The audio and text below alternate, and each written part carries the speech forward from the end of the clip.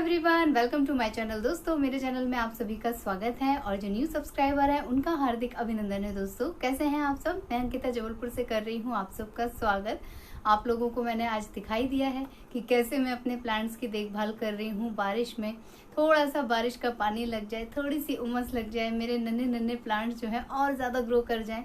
लेकिन बस यही है ना कि झमाझम जो बारिश हो रही है उसमें ज़्यादा पानी अगर पड़ जाता है तो प्लांट्स सड़ भी जाते हैं। तो बहुत ज़्यादा मशक्क़त हो रही है। रात में सोने से पहले प्लांट्स को हटाओ। अगर हल्की हल्की धूप निकल आ रही है, मौसम खुल गया है, तो फटाफट प्लांट्स को वापस से लगाओ। अगर बारिश हो रही है तो फिर से उनको वापस से रिप्लेस करो। मतलब इतना ज़्यादा चक्कर हो रहा है ना मेरा कि मैं क्या कहूँ। लेकिन अगर आपको प्लांट से प्यार है तो आपको ये सब तो करना पड़ेगा। वैसे भी बारिश में हम लोग कपड़े धुल के तो डाल देते हैं, जैसे ही पानी आता है तुरंत दौड़ते हैं ना उनको उठाने के लिए। वैसे ही मैं अपने प्लांट्स को उठाने के लिए दौड़ती हूँ। मज़ा भी आ रहा है और उम्मीद भी है कि जब ये मौसम चला जाएगा तो मेरे प्लांट्स अच्छे बड़े हो जाएंगे, अच्छे ग्रो करेंगे और उनका आनंद तो मुझे ही उठाना है। तो थोड़ी सी मेहनत तो देखो करनी ही पड़ेगी। अच्छा दोस्तों, आज जो है ना मैंने न्यूज़ पढ़ी। सुबह सुबह जैसे ही न्यूज़ ओपन की तो न्यूज़पेपर में भी एक न्यूज़ छपी हुई थी और टीवी में भी बार बार उसे दिखा रहे थे कि बहुत बड़े बड़े करोड़पति लोग कुछ देखने के लिए समुद्र में गए थे। आप लोगों ने भी पढ़ी होगी और वो सभी उसी में रह गए वहीं के वहीं। तो सुन के बहुत शौक लगा और पूरा डिटेल जब वो एक्सप्लेन करते हैं ना कि इसका कितना खर्चा आता है, तो ज़रा कृपया आप हमें बताएं। तो वो जो टीवी में बहस सी होती ना, वो खर्चा जब उन लोगों ने बताया करोड़पतियों का कि सब 2-2, 3-3 करोड़ दे के वहाँ पर गए थे और अपनी ज़िंदगी से हाथ धो बैठे, तो बहुत बुरा लगा ये सुन के। अच्छा सोचो कि लोगों के पास पैसे होते हैं, लोग बहुत मेहनत करते हैं और अपने सारे शौक पूरे करते हैं, लेकिन कभी कभी ऐसे शौक जो है हमारी जान ले लेते हैं। आजकल बहुत कॉमन है, सब जानते हैं कि रील्स बनाने के चक्कर में लोग ट्रेनों के सामने आ जा रहे हैं, बसों के सामने आ जा रहे हैं, कहीं से भी कूद जा रहे हैं, जंप लगा दे रहे हैं, जो भी कुछ कर रहे हैं। जाने कितने लोगों की जान उसमें चली गई है। ठीक है, रील तो हमारे तक बाद में पहुंची है, बंदा पहले चला गया है। उन सब से सावधानी, लोग बोल रहे हैं सावधान रहो, रील का भूत उतारो, कुछ करो कुछ करो। टिकटॉक के चक्कर में जाने कितने लोगों का सर्वनाश हुआ है। हाँ, ऐसे इंस्टेंट लोग दिखाते हैं, डर नहीं लगता है उन लोगों को। और मैं तो इतनी डरपुक्कू हूँ कि जब मुझे ट्रेन में यात्रा करनी होती है तो भी मुझे 2-3 दिन पहले से ना वो फीवर आने लग जाता है यात्रा वाला। और प्लेन का तो पूछियो मत। मैं बैठी हूँ प्लेन में, ऐसा कोई खास डर नहीं लगता है, लेकिन अब मुझे बहुत डर लगता है। मैं गाड़ी ड्राइव नहीं कर सकती हूँ। मैं इतना मतलब पता नहीं क्यों समहाउ जब से उत्कर्ष बॉर्न हुए हैं मेरे अंदर एक अजीब सा फोबिया हो गया है कि कोई मुझे, मैं साइकिल, बाइक, मोटरसाइकिल और वो स्कूटर मैंने सब चलाई है।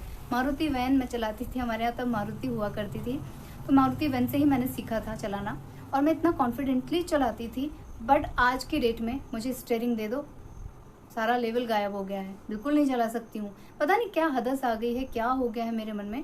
और इसको, उत्कर्ष को बड़ा शौक है प्लेन में बैठने का कि मम्मा एक बार मुझे प्लेन में बिठा दो, आप तो बैठ चुकी हो, कैसा लगता है, मुझे देखना है। कई सारी हम लोग वीडियो वगैरह देखते हैं ना, तो उसमें दिखाते हैं कि प्लेन से कैसा माहौल दिख रहा है, कैसे नीचे दिख रहा है, बादल बादल। और जब मैं कभी मैसूर वगैरह गई हूँ तो मैंने यही देखा है कि उस समय तो मुझे बड़ी नींद आती थी प्लेन में, और ऊपर से नीचे देखो तो कुछ दिखाई तो देता नहीं है, एकदम छोटी छोटी छोटी छोटी चींटी बराबर कारवार। तो उतना शौक अब मुझे है नहीं प्लेन में बैठने का, मेरा तो शौक पूरा हो गया, लेकिन उत्कर्ष का तो है। तो मैंने इसको बहलाने के लिए बोला कि बेटा ठीक है, मेहनत करो, यूट्यूब से पैसा कमाएंगे और हम लोग प्लेन में चलेंगे। तो पता है ये क्या बोलता है, मुझे और मेहनत करना पड़ेगी क्या? लगता है मुझे ये अपना सपना पूरा करने के लिए खूब मेहनत करना पड़ेगी। और मुझे इतनी हंसी आ रही थी कि मैं क्या ही बोलूँ कि यूट्यूब से क्या कमाई आएगी, प्लेन का आधा खर्चा भी नहीं निकलेगा। खैर, ये तो हंसी मजाक की बातें हो गई, लेकिन हमेशा मैं ये बोलती हूँ कि अपने कोई भी चीज़, दिली तमन्ना जो है उसे ज़रूर से पूरा कर लेना चाहिए, मौका नहीं खोना चाहिए। लेकिन जिसमें जोखिम हो, जिसमें आपकी जान जा सकती है, जिसमें आपको कुछ नुकसान पहुंच सकता है, ऐसे चीज़ों को नहीं करना चाहिए। हालांकि आज कहते कहते मुझे बहुत सारी पुरानी चीज़ें याद आ रही हैं कि जब मैं घूमने गई थी और एक ऐसे प्लेस पे हम लोग गए थे जहाँ पे एक इंसान, एक कुत्ता भी नहीं था। वो हम लोगों के लिए बहुत खतरनाक था और आप में से कुछ लोगों ने मुझे डांट लगाई थी। बहुत अच्छा आप लोगों ने बोला था उस टाइम पे, जो कि मैंने सोचा भी नहीं था कि हमारे साथ कुछ भी हो सकता था। दूसरा, जब मैं भेड़ाघाट गई थी तो हम जिन चट्टानों पे चल रहे थे वो देखने में उतनी डरावनी नहीं थी, लेकिन हमारा डिसबैलेंस हो रहा था। इवन वो इतनी चिकनी थी क्योंकि बारिश के दिनों में उनमें काई वाई जम जाती है। है ना। हर जगह खतरा था। अगर आप चट्टानों के ऊपर भी गिरते हैं तो आपके सिर में कहीं भी चोट लग सकती है, आपको कुछ भी हो सकता है। तो कह तो मैं रही हूँ, लेकिन बाद में मुझे भी रियलाइज होता है कि मैं भी गलती करती हूँ, जो कि नहीं करना चाहिए। सो उन लोगों की न्यूज़ देख के बहुत बड़ा सबक मिला है कि पैसे भी गए, आप चले गए, जीवन खत्म, सब कुछ खत्म। न्यूज़ तो पुरानी है दोस्तों, लेकिन खबर तो जो है कई दिनों तक चलती है ना, तो ख़राब लगता है। पहले मेरा ध्यान इस पे नहीं गया था, लेकिन अब जब से ध्यान गया है तब से अजीब सा फील हो रहा है। कभी ऐसी कुछ दुर्घटना कहीं हो जाती है, कोई हादसा हो जाता है तो मन ख़राब हो जाता है। मैं आप लोगों को डरा नहीं रही हूँ दोस्तों, लेकिन न्यूज़ देख के जो चीज़ मैंने सोची समझी वही आप लोगों के साथ शेयर कर रही हूँ। हालांकि कल को अगर मुझे कहीं फिर से घूमने जाने का मौका मिलेगा तो हो सकता है मैं फिर से गलतियाँ कर दूँ, क्योंकि वो तो मेरी आदत में है। मैं करने के बाद सोचती हूँ कि हाँ मैंने ये क्या कर दिया, हाँ हमें ऐसा नहीं करना चाहिए था। तो बहुत सारी चीज़ें होती हैं, सोचने समझने का उस टाइम पे वक्त नहीं मिलता है। लेकिन अगर मैं अकेली होती हूँ, आप लोगों ने देखा मैं बनारस गई थी, उत्कर्ष मेरे साथ अकेले थे और हम अकेले ही घूम रहे थे, तो मैंने कहीं पे भी कोई रिस्क नहीं लिया। हम कहीं ऐसी जगह नहीं गए जहाँ पे हमें खतरा हो सकता था।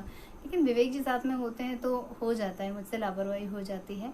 और बाकी तो देखो भगवान जी हैं ही हमारे साथ। अच्छा, आज जो है मौसम बहुत अजीब सा हो रहा है। बारिश तो नहीं हो रही है, लेकिन खुला भी नहीं है, एकदम अंधकार अंधकार है। मैं दिखाती हूँ आप लोगों को, और साथ में हम कुछ खाने के लिए बनाते हैं। सो रेसिपी आप लोगों के साथ शेयर करती हूँ। वैसे मेरी रेसिपीज देख के मेरे फ्रेंड्स कहते हैं कि आप तो रहने ही दो, लेकिन फिर भी कभी कभी कुछ अच्छा बन जाता है ना, तो मुझे लगता है कि आप लोगों के साथ शेयर कर दूँ। मैंने जिस चीज़ का टेस्ट लिया है आप लोग उसे देख के उसका आनंद उठा लीजिए। तो चलिए चलते हैं किचन में।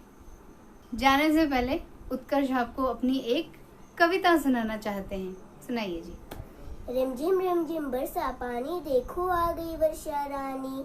काले काले बादल गरजे, झम झमाझम जोर कर बरसे। चम चम चम बिजली चमक रही है, चारों ओर चारों ओर हरियाली है। छप छप छप बूंदे बरस रही हैं, घनघोर घटा मतवारी है। बस। अब गड़गड़ के जो आवाजें कल आ रही थी वो, उनका कोई योगदान नहीं है? नहीं, काले काले।